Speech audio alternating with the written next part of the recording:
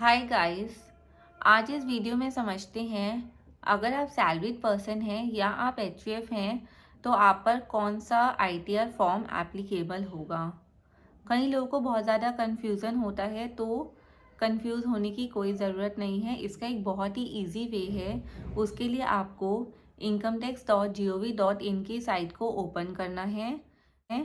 जैसे ही आपने incometax.gov.in की साइट को ओपन किया तो आप देखेंगे होम के साइट पे इंडिविजुअल और एचयूएफ की एक ऑप्शन आ रही है। इसकी फर्स्ट ऑप्शन में सैलरीड एम्प्लॉयज़ की ऑप्शन है। इस ऑप्शन पे आप क्लिक करेंगे तो नीचे सेकंड ऑप्शन में रिटर्न्स और फॉर्म्स एप्लीकेबल टू मी की ऑप्शन है। आपने जब इस ऑप्शन को क्लिक किया तो इसमें सारी आईटीआर के फॉर्म्स ओपन हो गए और इसमें बहुत अच्छे से इलेबरेट किया हुआ है कि कौन सा फॉर्म किसके लिए एप्लीकेबल है। तो आइए आज आप मेरी लैंग्वेज में इसे समझें कि इसका क्या मीनिंग है। सपोज हम देखते हैं आई टी आर वन जो है वो सहज है। सहज मतलब ये बहुत ही ईजी फॉर्म है और it is applicable for individual. ये सिर्फ इंडिविजुअल के लिए एप्लीकेबल है। This return is applicable for a resident other than non-ordinary resident individual having total income from any of the following sources up to ₹50 lakh. मतलब अगर आप रेजिडेंट हैं और आपकी 50 लाख रुपीज़ तक इनकम है तब आप पे ये फॉर्म एप्लीकेबल होगा। कौन कौन से सोर्सेज में अगर इनकम है तब लेट्स सी, लाइक आपकी सैलरी और पेंशन इनकम है, और अगर आपकी house property one house property income है तब, अगर अदर सोर्सेज में आपकी इंटरेस्ट फैमिली पेंशन डिविडेंड, अगर आपकी अदर सोर्सेज में सिर्फ यही इनकम है तब आईटीआर वन एप्लीकेबल होगा। मतलब अगर आपकी लॉटरी इनकम है तो आप पे आईटीआर वन एप्लीकेबल नहीं हो सकता। और अगर एग्रीकल्चर इनकम अप टू ₹5,000, अगर आपकी एग्रीकल्चर इनकम 5,000 रुपीज़ तक है तब भी आप पे फॉर्म एप्लीकेबल होगा। मतलब इन सिंपल वर्ड्स, अगर इन हेड्स में आपकी इनकम है और आपकी इनकम 50 लाख रुपीज़ से तक है तब आप भी आईटीआर वन आप चूज़ कर सकते हो। लेकिन तब भी उसमें कुछ एक्सेप्शंस हैं। आइए वो एक्सेप्शंस देखते हैं। ITR one can be use by a person who is a director in a company. अगर आप किसी कंपनी में डायरेक्टर हैं तब आप आईटीआर वन चूज़ नहीं कर सकते। Has held any unlisted equity shares at any time during the previous year. अगर आप किसी कंपनी में शेयर होल्डर हैं तब भी आप ये फॉर्म चूज़ नहीं कर सकते। C has any asset including financial interest in any entity located outside India. अगर आपकी कोई एसेट है या कोई फाइनेंशियल इंटरेस्ट है जो आउटसाइड इंडिया है तब भी आप ये फॉर्म चूज़ नहीं कर सकते। D has signing authority in any account located outside India. अगर आपका कोई अकाउंट है जो आउटसाइड इंडिया है और आप उसके साइनिंग पर्सन हैं तब भी आप ये फॉर्म चूज़ नहीं कर सकते।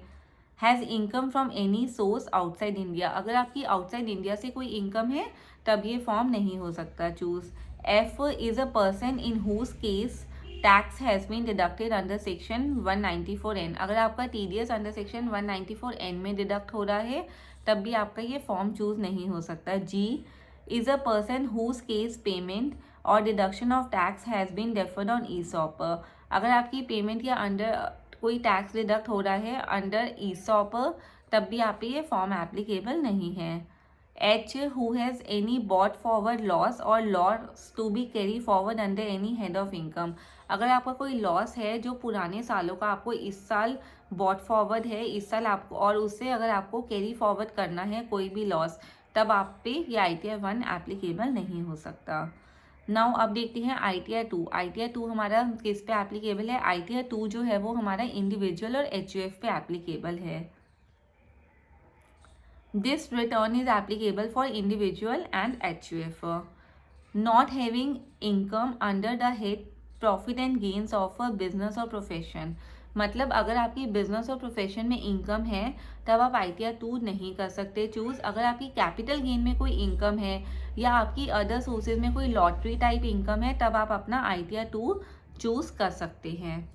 अब देखते हैं आईटीआर थ्री। आईटीआर थ्री हमारा किसके लिए एप्लीकेबल है। Applicable for individual and HUF. This return is applicable for individual and HUF having income under the head profit and gains of business और प्रोफेशन। अगर आपकी बिजनेस एंड प्रोफेशन की income है, मतलब आप अपनी पूरी की पूरी बैलेंस शीट और पीएनएल डिक्लेयर कर रहे हैं, तब आप पे आईटीआर थ्री फॉर्म एप्लीकेबल होगा। अब देखते हैं ITR 4। ITR 4 सुगम। सुगम हमारा किस पे एप्लीकेबल है? Applicable for individual HUF and firm other than LLP। ITR 4 जो है वो बेसिकली हमारा प्रिजम्पटिव टैक्सेशन अगर हमने चूज़ की है under section 44 AD, 44 ADA, 44 AE, तब हमारा ITR 4 हमारा चूज़ कर सकते हैं हम, तब हमारा ITR 4 ही एप्लीकेबल होता है। आइए देखते हैं क्या है। This return is applicable for the individual और Hindu undivided family HUF who is a resident other than non ordinary resident और a firm other than LLP।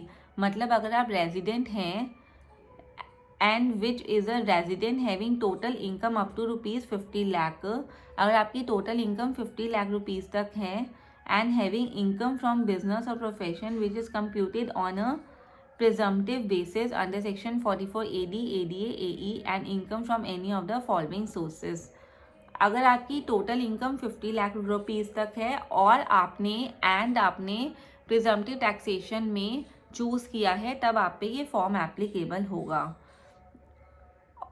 इसमें ये लिखा है कि आपकी 50 लाख तक अगर आपकी इनकम है, मतलब अगर आपकी सैलरी, हाउस प्रॉपर्टी या अदर सोर्सेज एग्रीकल्चर इनकम की इनकम 50 लाख रुपीज़ तक है, तब आप पे ITR 4 एप्लीकेबल होगा।